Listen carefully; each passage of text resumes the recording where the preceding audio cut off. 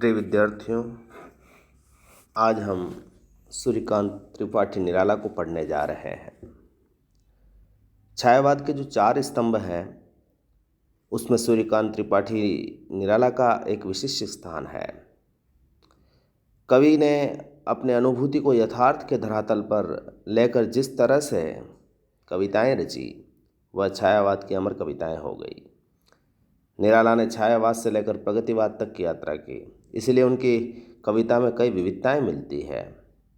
उनके जो प्रमुख काव्य संकलन हैं जैसे अनामिका, परिमल, गीतिका, तुलसीदास, अणिमा, नए पत्ते, बेला, कुकुरमुत्ता, अर्चना, आराधना, गीत गुंज आदि। लेकिन जब हम हिंदी कविता में कभी मुक्त छंद की बात करते हैं तो निराला उसके जनक के रूप में जाने जाते हैं। जूही की कली 1916 में जब इन्होंने मुक्त छंद में लिखी तो उस समय ज़रूर विरोध हुआ, लेकिन यह बाद में हिंदी कविता का पर्याय बन गई। आपके जो पाठ्यक्रम में पहली कविता है जागो फिर एक बार। जागो फिर एक बार जो कविता है उस समय के समय को रेखांकित करती है, जिस समय भारत एक तरह से अंग्रेज़ों से अपने आज़ादी के लिए लड़ रहा था। उसमें सामाजिक सांस्कृतिक अद्वैतवाद भी है, तो कहीं पर छायावादी विलासी नज़रें भी हैं। तो यह भारतवासियों की तंद्रा, आलस्य और कर्महीनता को दूर करने के लिए उद्बोधन दे रहा है और कह रहा है भारतवासियों को, कवि कि तुमने बहुत सो लिए, अब इस आलस्य को त्यागो और कर्म में लीन हो जाओ। ये तारे और सूर्य की जो अरुणिम किरणें हैं ना, तुम्हें जगाते हुए हार गए हैं और तुम्हारे द्वार पर खड़े होकर तुम्हें सचेत कर रहे हैं। इसी तरह से इस कविता को पढ़ें आप, और उसके अंदर क्या भाव हैं वो प्रकट किस तरह से हो रहे हैं उनको भी समझने की कोशिश करें। कवि कहता है कि जागो फिर एक बार, प्यारे जगाते हुए हारे सब तारे तुम्हें, अरुण पंख तरुण किरण खड़ी खोल रही द्वार, जागो फिर एक बार। कवि भारतवासियों को उद्बोधन परक शैली में कह रहा है कि हे भारतवासियों, आलस्य की निद्रा त्याग कर एक बार फिर जाग जाओ। तुम्हें जगाने के लिए तारे भी जगमग करते हुए जगा रहे हैं और हार चुके हैं।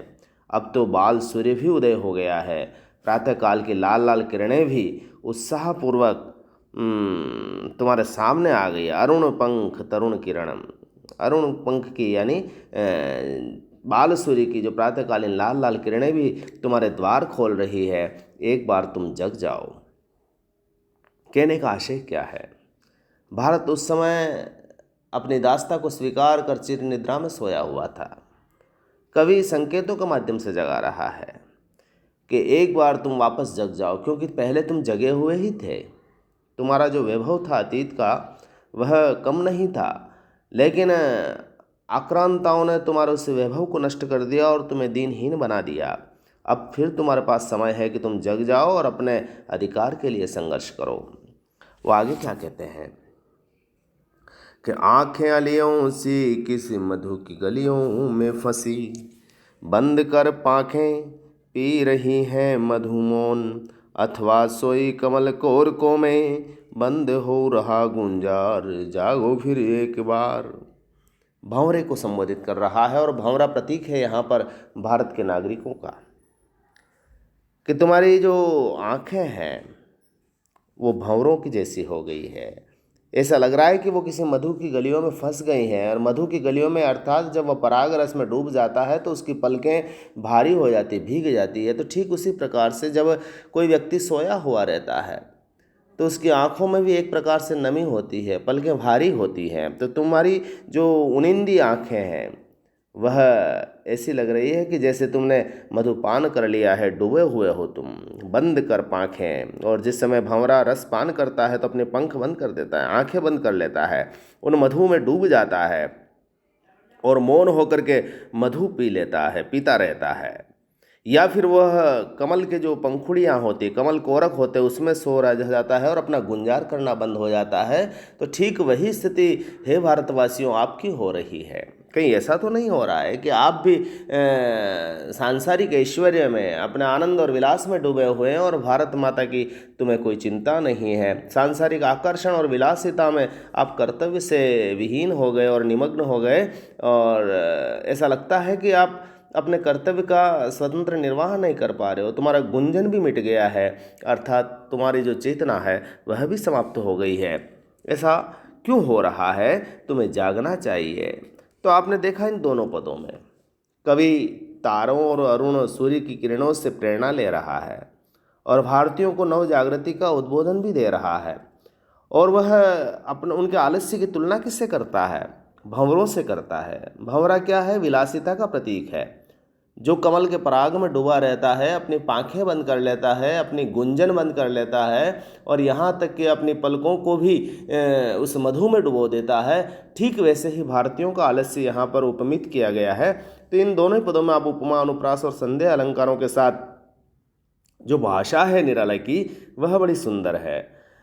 छायावादी शिल्प के साथ मुक्त छंद के प्रयोग का यह अप्रतिम उदाहरण है। और उसमें राष्ट्रीय चेतना का स्वर कि हे भारतवासी, आप कब तक सोए रहेंगे, कब तक अपने आप को मुक्त करने का प्रयास नहीं करोगे, इन दोनों पदों में आया है। वो आगे क्या कहते हैं, इसको देखें कि अस्ताचल ढले रवि शशि छवि विभावरी में, चित्रित हुई हैं देख यामिनी गंधा जगी, एक टक चकोर कोर दर्शन प्रिय, आशाओं भरे मौन भाषा बहु भावमयी, घेर रहा चंद्र को चाव से शिशिर भार व्याकुल कुल, खूले फूल झुके हुए आया कलियों में मधुर मद उर यौवन उभार, जागो फिर एक बार, जागो फिर एक बार। भारतीयों को जागृत करने का प्रयास है।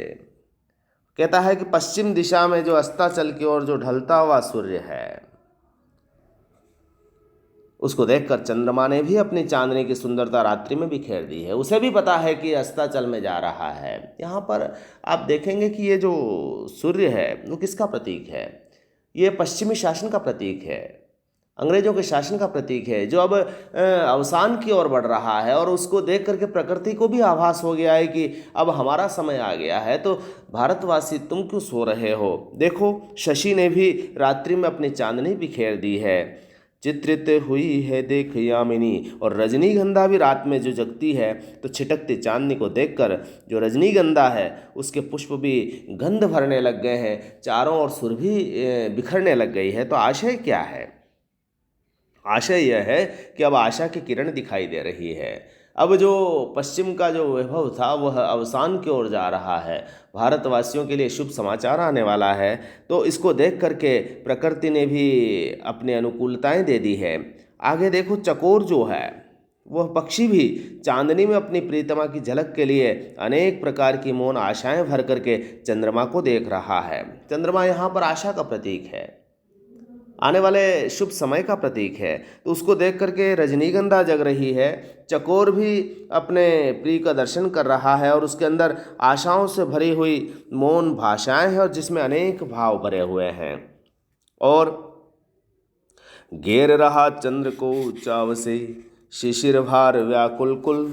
और शिशिर ऋतु के भार के कारण जो मुरझा चुके व्याकुल फूल भी हैं, जब गहरी सर्दी पड़ती है तो फूल मुरझा जाते हैं और शिशिर के प्रभाव से वो भी अब खिल रहे हैं और अपने ही बोझ से झुके जा रहे हैं। और सूखे पेड़ पौधों की कलियों में भी नवीन यौवन का नशा भर गया है। खुले फूल झुके हुए आया कलियों में मधुर मद उर यौवन उभार, यानी अब कलियों में भी पराग आ गया है, यौवन आ गया है, उभार आ गया है और वही मद उनके अंदर जग गया है। यानी कहने का आशय क्या है कि प्रकृति अब अपने पूरे वैभव पर है, रसवान है, वह अपने आप को चेतनावान बना चुकी है। तो फिर ऐसी कौन सी परिस्थितियां हैं जहां पर भारत का जो नागरिक है वह सो रहा है? वह आगे क्या कहते हैं कि प्योरव पपी है प्रिय बोल रहे, सेज पर विरह विदग्धा वधू, याद कर बीती रातें रातें मन मिलन की, मूंद रही पल के चारू, नैन जल ढल गए लघुतर कर व्यथा भार, जागो फिर एक बार, जागो फिर एक बार। चांदनी आ गई है, यानी प्रकृति में एक तरह से मद और यौवन का नशा भर गया है। पपी है भी जो प्यू प्यू की आवाज़ लगा रहे हैं अपनी प्रीतमा से मिलने के लिए, और व्याकुल हैं। इधर जो प्रोषित पति का नायिका है, जिसका प्रिय विदेश चला गया है, तो वह सेज पर विरह में दुखी दुल्हन भी अपनी और अपने प्रिय की बीती मीठी बातों को और मिलन की रातों को याद कर रही है। और याद कर बीती बातें रातें मन मिलन की, मूंद रही पलकें, चारों उसकी सुंदर सुंदर पलकें बंद हैं। नयन जल ढल गए, लघु तर कर का व्यथा भार। उसकी आँखों से पानी की बूंदें, यानी नयनों से जो अश्रुकण है, उसके व्यथा के भार को हल्का करने के लिए ढुलक पड़े हैं।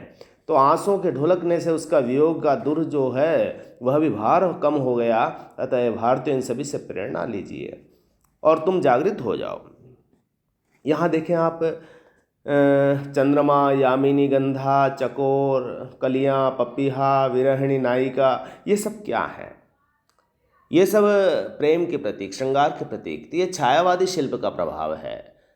उस छायावादी कविता के अंदर वह राष्ट्रीय चेतना का संचार कर रहा है। यानी शिल्प तो कवि का छायावादी है, जहाँ पर वह उन सभी संयोग जनित श्रृंगारिक अवस्थाओं को प्रकट भी करता है, लेकिन उनके माध्यम से वह प्रतीकात्मक रूप से भारतीयों को जागृत करने का प्रयास कर रहा है। तो यह उस समय की दूसरी धारा, जो राष्ट्र निर्माण के अंदर सांस्कृतिक वैभव का उत्थान कर रही थी, लोगों को जगाने का काम कर रही थी, उसके साथ भी मिले हुए हैं। जैसे प्रसाद छायावादी कवि के रूप में जाने जाते हैं, लेकिन जब वह नाटक लिखते हैं तो अरुण मधुमय देश हमारा या पेशोला की प्रतिध्वनि में वह जागृत करते हुए नजर आते हैं। तो ठीक निराला भी यहाँ पर छायावादी प्रभाव में तो हैं, उनकी भाषा में तो हैं, लेकिन वह दूसरे रूप में लोगों को जगाने की कोशिश कर रहे हैं, सांकेतिक रूप में जगाने की कोशिश कर रहे हैं कि अब तुम्हारा सुखद समय आने वाला है, तुम्हारे जगने का समय है और तुम इस तरह से कैसे सो रहे हो। तो यहाँ देख सकते हैं आप, इसकी भाषा में लाक्षणिकता है, चित्रात्मकता है, और जो वर्णन हुआ है वह बिंबमय हो गया है। तो आज आपने पढ़ा है, इन दोनों ही पदों की व्याख्या करें। शेष हम अगले कालांश में देखेंगे। बहुत बहुत धन्यवाद।